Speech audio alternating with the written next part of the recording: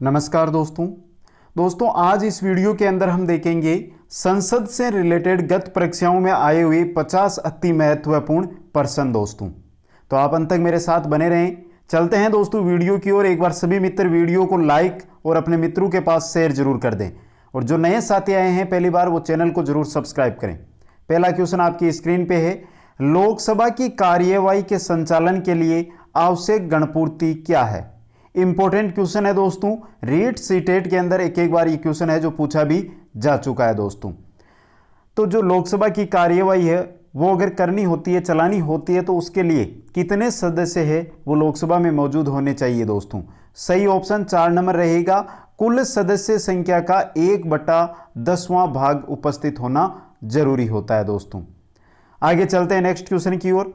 Question number 2 है, राज्यसभा का सदस्य चुने जाने के लिए प्रत्याशी की आयु होनी चाहिए। अगर राज्यसभा का हम सदस्य चुन रहे हैं तो उसके प्रत्याशी की आयु कितनी होनी चाहिए दोस्तों, कितनी होनी चाहिए। राज्यसभा की बात की जा रही है यहाँ पे, तो 30 वर्ष उसकी आयु होनी चाहिए दोस्तों। उसकी योग्यताओं की अगर हम बात करें तो पहली योग्यता की बात करते हैं तो वो भारत का नागरिक हो। दूसरी योग्यता की अगर हम बात करते हैं दोस्तों तो संसद द्वारा नियुक्त की गई अन्य योग्यताएं वो पूर्ण करता हो। तीसरी योग्यता है, जिस राज्य का वह प्रतिनिधित्व पाना चाहता है उस राज्य के संसदीय क्षेत्र का वह मतदाता हो। जैसे कि अगर वो राजस्थान से राज्यसभा सांसद चुना जाता है तो वो राजस्थान का मतदाता होना चाहिए। चौथी है कि उसकी जो आयु है वो 30 वर्ष कंप्लीट होनी चाहिए दोस्तों। नेक्स्ट क्वेश्चन में चलते हैं।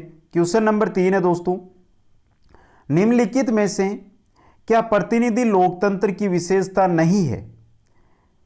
कौन सी है जो लोकतंत्र की विशेषता नहीं है दोस्तों। देखते हैं तो यहां पे आपका 4 नंबर ऑप्शन सही रहेगा। जनता की निर्णय निर्माण की प्रक्रिया में प्रत्यक्ष सहभागिता। ऑप्शन 1 है, जनता को मतदान का अधिकार है, यह लोकतंत्र की विशेषता है। मतदान द्वारा प्रतिनिधि का चुनाव, यह भी लोकतंत्र की विशेषता है। प्रतिनिधियों के हाथ में निर्णय निर्माण की प्रक्रिया, यह भी क्या है, लोकतंत्र की विशेषता है। जबकि कोई भी निर्णय या निर्माण की जो सहभागिता है वो जनता के हाथ में नहीं होती है, ये लोकतंत्र की विशेषता नहीं है दोस्तों। 4 नंबर ऑप्शन आपका सही रहेगा। नेक्स्ट क्वेश्चन में चलते हैं। भारत द्वारा निम्नलिखित में से किस शासन प्रणाली को अपनाया गया है। कौन सी शासन प्रणाली है जिसको भारत अपनाता है दोस्तों। संसदीय और संघीय प्रणाली अपनाता है भारत। संसदीय और संघीय शासन प्रणाली भारत द्वारा अपनाई जाती है। चलते हैं नेक्स्ट क्वेश्चन की ओर दोस्तों। नेक्स्ट क्वेश्चन है हमारा, मौलिक अधिकारों के विषय में निम्नलिखित 2 कथनों पर विचार कीजिए। 2 कथन है दोस्तों। पहला है, भारत के संविधान में दिए गए सभी मौलिक अधिकार न्यायालय में बाध्यकारी है। दूसरा है, शोषण के विरुद्ध अधिकार नागरिक को उच्च स्तर के न्यायालय में जाने के लिए अनुमति प्रदान करता है यदि वह समझता है कि निचले स्तर के न्यायालय द्वारा दिया गया निर्णय अन्यायपूर्ण है। तो दोस्तों ये दोनों के दोनों कथन है, ये सही कथन है दोस्तों। यहाँ पे देखते हैं सही है या गलत है, तो इनके बारे में दोनों ही सही है। ऑप्शनों पे चलते हैं तो ऑप्शन आपका सही रहेगा 4 नंबर, ए और बी दोनों सही है। नेक्स्ट क्वेश्चन में चलते हैं। क्वेश्चन नंबर 6 है, लोकसभा में सत्ताधारी दल का मुखिया इनमें से कौन होता है। जो सत्ताधारी दल है लोकसभा के अंदर उसका मुखिया कौन होता है दोस्तों, प्रधानमंत्री। ऑप्शन 1 आपका यहां पे सही रहेगा। नेक्स्ट क्वेश्चन में चलते हैं। सरकार के कार्यपालिका अंग से अभिप्राय है। सरकार के कार्यपालिका अंग से क्या अभिप्राय है। ऑप्शन 1 आपका सही रहेगा, लोगों का समूह है जो कानूनों को लागू करने और शासन चलाने के लिए उत्तरदायी है। ये कार्यपालिका अंग से अभिप्राय है दोस्तों। नेक्स्ट क्वेश्चन में चलते हैं। कौन निर्णय करता है कि कोई विधेयक धन विधेयक है या नहीं। ये कौन निर्णय करता है कि कोई भी जो विधेयक है वो धन विधेयक है या नहीं है दोस्तों। तो सही आंसर रहेगा आपका ऑप्शन 1, लोकसभा का जो अध्यक्ष है वो निर्णय करता है कि कोई भी जो विधेयक है वो धन विधेयक है या नहीं है दोस्तों। नेक्स्ट क्वेश्चन में चलते हैं। निम्नलिखित में से कौन सा एक दीवानी सिविल कानून के दायरे में नहीं आता है। इनमें से कौन है जो दीवानी जो कानून है उसके दायरे में नहीं आता है दोस्तों। तो यहां पे सही रहेगा आपका 3 नंबर ऑप्शन, दहेज के लिए महिला को परेशान करना। अगर ये कानून के दायरे में लिया जाए तो ये सिविल या दीवानी कानून के अंतर्गत नहीं आता है। बाकी जमीन को बेचने से संबंधित विवाद हो, बच्चों को रखने का दावा करना हो, तलाक का केस फाइल करना हो, ये दीवानी यानी सिविल कानून के दायरे में आते हैं। नेक्स्ट क्वेश्चन में चलते हैं। विधानसभा के सदस्य, जो विधानसभा के सदस्य है वो लोगों या जनता के द्वारा प्रत्यक्ष रूप से चुने जाते हैं दोस्तों। नेक्स्ट क्वेश्चन में चलते हैं। भारतीय संसद के बारे में निम्नलिखित में से कौन सा कथन सत्य नहीं है? देखते हैं ऑप्शन। वित्त से संबंधित मामलों में संसद की मंजूरी सरकार के लिए महत्वपूर्ण नहीं होती है, यह गलत है दोस्तों। सत्य कथन नहीं है, मंजूरी महत्वपूर्ण होती है, इसलिए यहां पे पूछा क्या है कि सत्य नहीं है, असत्य यही है। 1 नंबर ऑप्शन आपका सही रहेगा। बाकी ऑप्शन भी देख लेते हैं इस क्वेश्चन के। हमारी व्यवस्था में संसद के पास महत्वपूर्ण शक्तियां हैं क्योंकि यह जनता का प्रतिनिधित्व करती है, यह सही है दोस्तों। जब संसद का सत्र चल रहा होता है तो उसमें सबसे पहले प्रातःकाल होता है, यह भी सही है। भारतीय संसद के 3 अंग है, राष्ट्रपति, राज्यसभा और लोकसभा, यह भी सही है। तीनों सही है दोस्तों, 2, 3, 4। 1 नंबर ऑप्शन था गलत दोस्तों। नेक्स्ट क्वेश्चन में चलते हैं। जनहित याचिका के संदर्भ में नीचे दिए गए दोनों कथनों पर विचार कीजिए और सही उत्तर का चयन कीजिए। तो जनहित याचिका के बारे में कथन दिए गए हैं, इनके बारे में हम देखते हैं दोस्तों कि इनके बारे में कौन सा गलत कौन सा सही है। ये एक ऐसी व्यवस्था है जिसके माध्यम से सरकार के क्रियाकलापों के विषय में आवश्यक जानकारी प्राप्त करते हैं। दोस्तों आपका पहला कथन है जो गलत है, यहाँ पे सही नहीं है ये जनहित याचिका के बारे में। ये एक ऐसी व्यवस्था है जिसके माध्यम से किसी व्यक्ति या संस्था को जिनके अधिकारों का उल्लंघन हुआ है उन्हें न्याय पाने के लिए उच्च न्यायालय या सर्वोच्च न्यायालय में याचिका दायर करने का अधिकार दिया गया है। तो दूसरा कथन यहाँ पे क्या है, सही है दोस्तों। तो ऑप्शनों में चलते हैं तो आपका ऑप्शन रहेगा पहला गलत दूसरा सही, तो 1 नंबर ऑप्शन यहाँ पे सही रहेगा। नेक्स्ट क्वेश्चन में चलते हैं। अब तक भारतीय रुपये का कितनी बार अवमूल्यन किया जा चुका है? जो भारतीय रुपया है उसका कितनी बार अवमूल्यन किया जा चुका है दोस्तों? 3 बार। 3 बार, ऑप्शन 3 आपका सही रहेगा। नेक्स्ट क्वेश्चन में चलते हैं। भारतीय जनतंत्र में कार्यकारी का कार्य है, कार्यकारी का, भारतीय जनतंत्र के अंदर कार्यकारी का क्या कार्य है दोस्तों? संसद द्वारा बनाए गए अधिनियमों को लागू करना। 2 नंबर ऑप्शन आपका यहां पे सही रहेगा। नेक्स्ट क्वेश्चन में चलते हैं। हमारी व्यवस्था में संसद को बहुत अधिक अधिकार प्राप्त है, क्यों प्राप्त है? हमारी व्यवस्था के अंदर संसद को बहुत अधिक अधिकार दोस्तों, ये जनता का प्रतिनिधित्व करती है, इसलिए बहुत अधिकार संसद को प्राप्त है। नेक्स्ट क्वेश्चन में चलते हैं। लोकसभा में प्रत्येक सत्र का प्रथम घंटा से शुरू होता है, किससे शुरू होता है दोस्तों? प्रश्न काल से। 4 नंबर ऑप्शन आपका यहां पे सही रहेगा। सीटेट के अंदर आया हुआ क्वेश्चन है ये 2 बार दोस्तों। नेक्स्ट क्वेश्चन में चलते हैं। भारत की सर्वोच्च कानून निर्माण संस्था कौन सी है? सर्वोच्च कानून निर्माण संस्था भारत की संसद है दोस्तों। 3 नंबर ऑप्शन सही रहेगा। नेक्स्ट क्वेश्चन में चलते हैं। निम्नलिखित में से किस पर ब्रिटिश संसद द्वारा महाभियोग चलाया गया था? किस पर ब्रिटिश संसद के द्वारा महाभियोग चलाया गया था दोस्तों? वॉरेन हेस्टिंग्स के ऊपर दोस्तों ब्रिटेन संसद ने महाभियोग चलाया था। 4 नंबर ऑप्शन सही रहेगा। नेक्स्ट क्वेश्चन में चलते हैं। निम्नलिखित में से कौन सा संसद के कार्य प्रकरण को पढ़ाने का सर्वोच्च तरीका है? कौन सा है जो संसद के कार्य का जो प्रकरण है उसको पढ़ाने का सर्वोच्च तरीका है?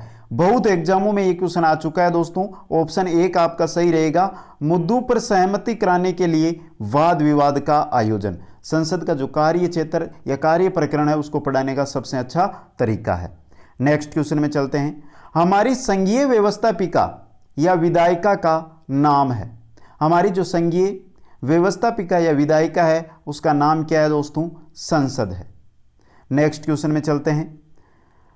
लोकसभा सदस्य के लिए आवश्यक योग्यताएं निर्धारित है। लोकसभा जो सदस्य होता है उसके लिए आवश्यक योग्यताएं क्या है?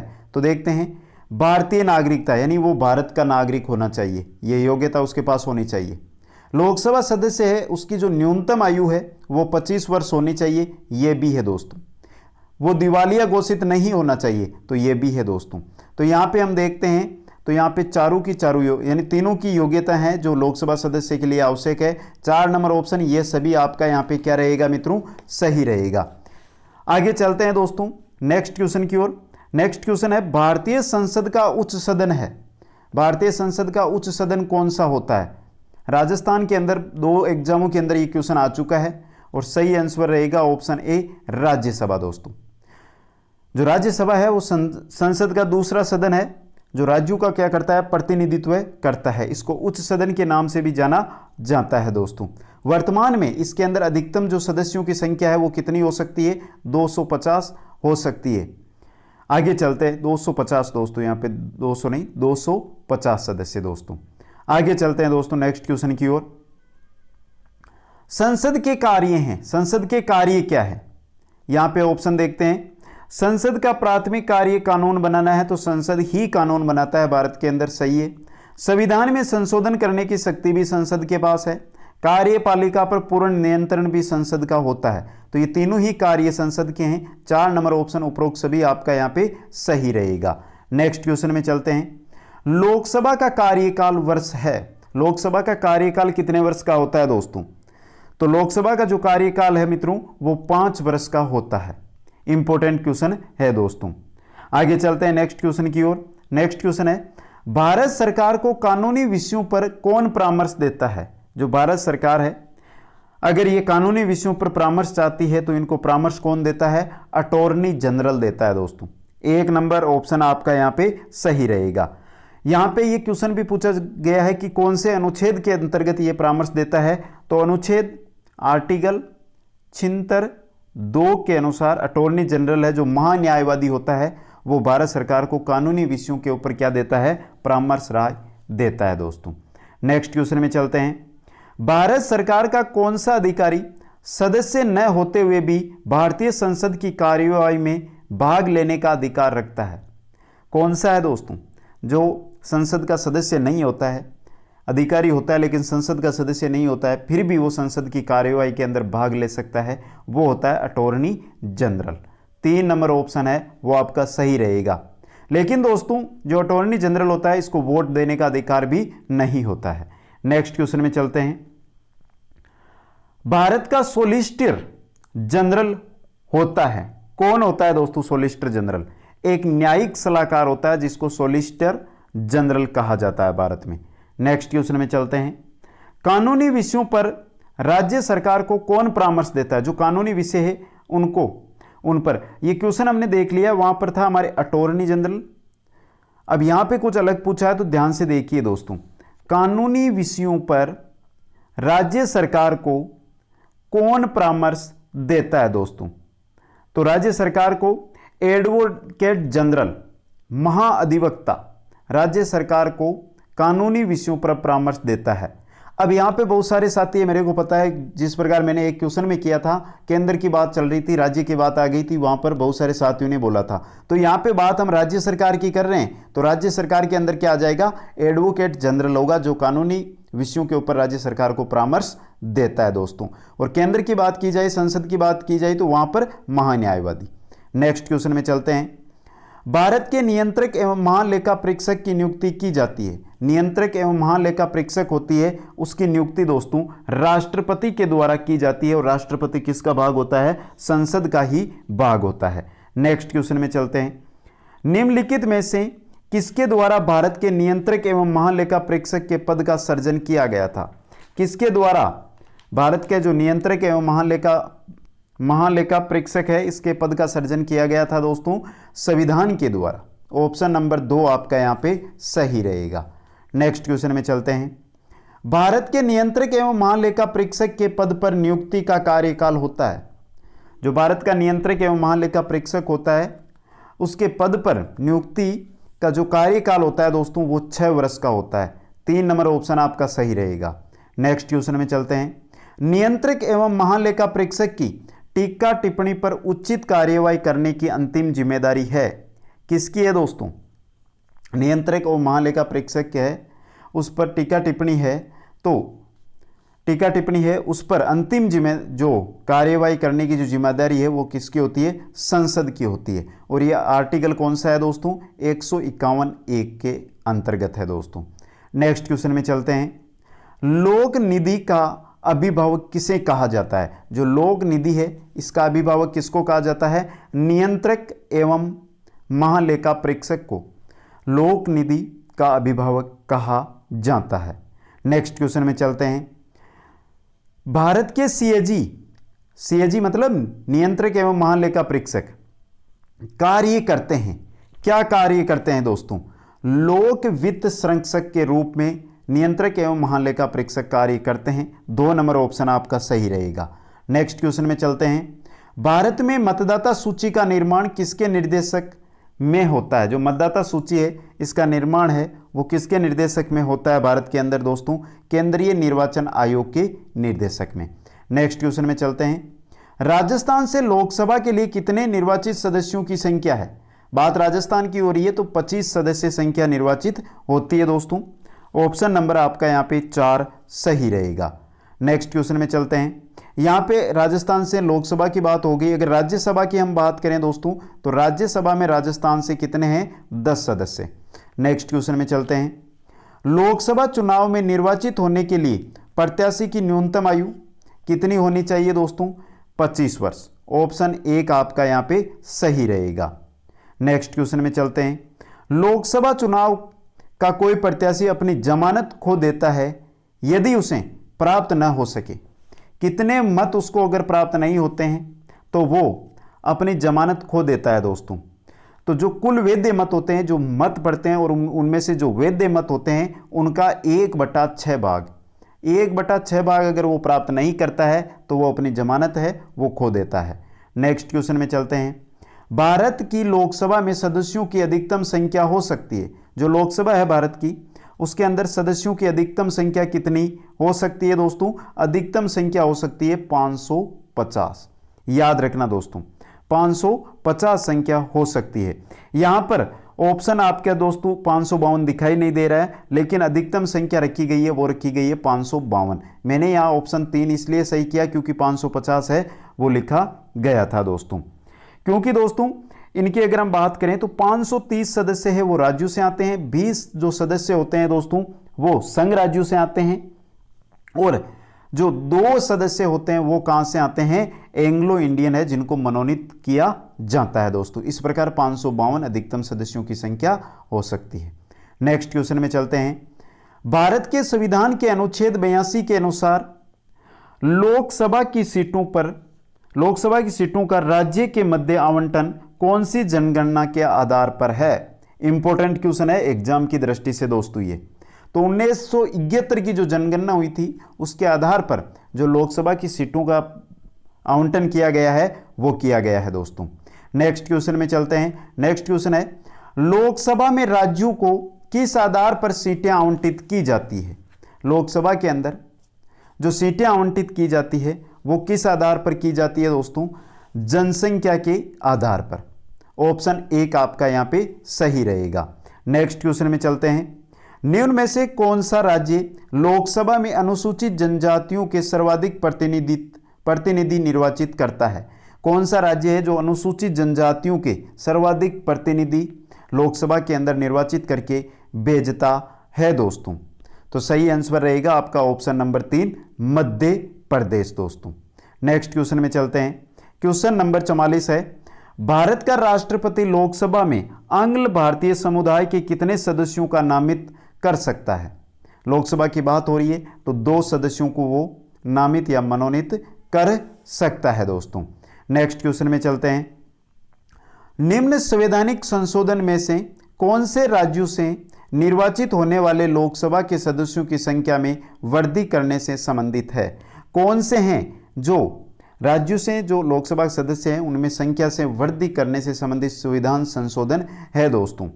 7वां संशोधन और 31वां जो संशोधन है वो राज्यों से लोकसभा के अंदर जो सदस्य है उनमें बढ़ोतरी से हैं। बात करते हैं 7वां संशोधन, तो ये कब हुआ था, 1956 में हुआ था। इंपॉर्टेंट है, ये क्वेश्चन भी सीधा पूछा जा सकता है। और 31वें की बात करते हैं अगर कि 31वां संविधान संशोधन, तो ये कब हुआ था, 1973 के अंदर हुआ था दोस्तों। आगे चलते हैं दोस्तों नेक्स्ट क्वेश्चन की ओर। नेक्स्ट क्वेश्चन है, लोकसभा का कार्यकाल पूरा होने से पहले किसके द्वारा भंग किया जा सकता है? लोकसभा को किसके द्वारा भंग किया जा सकता है दोस्तों?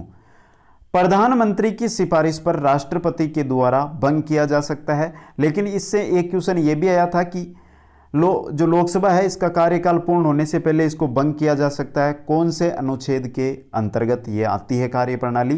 तो ये आती है 85 ख के अंतर्गत, अनुच्छेद 85 ख के अंतर्गत। नेक्स्ट क्वेश्चन में चलते हैं। क्वेश्चन नंबर 47 है, लोकसभा तथा राज्यसभा में गणपूर्ति संख्या है।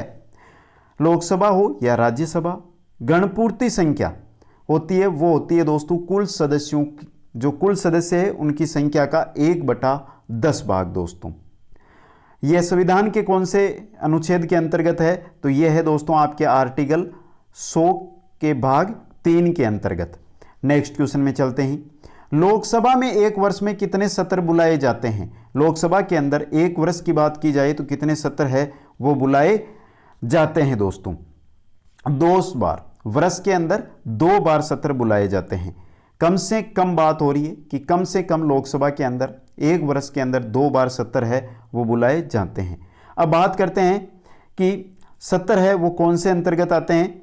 संविधान का जो अनुच्छेद है 85(1) उसके अनुसार लोकसभा के एक सत्र की अंतिम बैठक और जो आगामी बैठक होनी है उसके मध्य 6 महीने से ज़्यादा का अंतर नहीं होना चाहिए। तो ये इंपॉर्टेंट है दोस्तों, 6 माह के भीतर दूसरा जो सत्र है वो बुलाया जाना चाहिए। और यह जानकारी है, इससे सीधा क्वेश्चन भी आया हुआ है। कौन सा अनुच्छेद देता है? आपका आर्टिकल 85(1) दोस्तों। नेक्स्ट क्वेश्चन में चलते हैं। संघीय क्षेत्रों को प्रतिनिधित्व प्राप्त है। जो संघीय क्षेत्र है उनको प्रतिनिधित्व है किनका? लोकसभा में, राज्यसभा में, संसद के दोनों सदनों में। सही है दोस्तों, दोनों सदनों के अंदर संघीय जो क्षेत्र है उनको प्राप्त है दोस्तों। जैसे कि पौंडुचेरी से 1 और दिल्ली से 3 को राज्यसभा में प्रतिनिधित्व प्राप्त है दोस्तों। अब बाकी बात करते हैं जो संघीय क्षेत्र है तो उनको ये प्रतिनिधित्व प्राप्त नहीं है दोस्तों।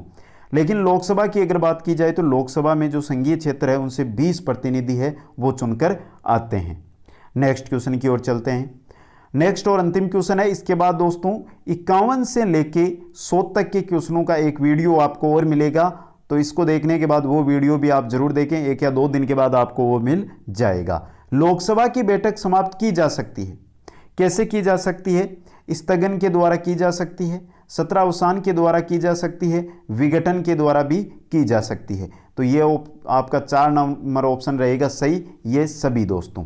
तो दोस्तों आज हमने संसद से संबंधित 50 इंपॉर्टेंट क्वेश्चन देखे। ये कैसे लगे एक बार कमेंट करके जरूर बताएं और वीडियो को लाइक, शेयर और चैनल को सब्सक्राइब जरूर करें। नेक्स्ट वीडियो आपको मिलेगा 51 से लेकर 100 तक के क्वेश्चनों का, वो भी आप जरूर अटेंड करें दोस्तों।